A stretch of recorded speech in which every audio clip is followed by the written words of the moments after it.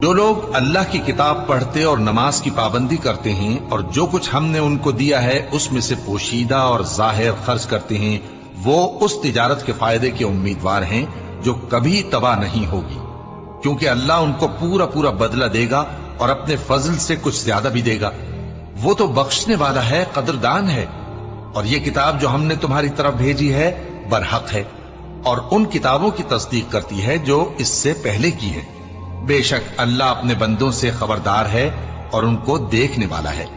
پھر ہم نے ان لوگوں کو کتاب کا وارث ٹھہرایا جن کو اپنے بندوں میں سے برگزیدہ کیا، تو کچھ تو ان میں سے اپنے آپ پر ظلم کرتے ہیں اور کچھ میانہ رو ہیں، اور کچھ اللہ کے حکم سے نیکیوں میں آگے نکل جانے والے ہیں۔ یہی بڑا فضل ہے۔ ان لوگوں کے لیے ہمیشہ رہنے والی جنتیں ہیں جن میں وہ داخل ہوں گے، وہاں ان کو سونے کے کنگن اور موتی پہنائے جائیں گے اور ان کی پوشاک ریشمی ہوگی۔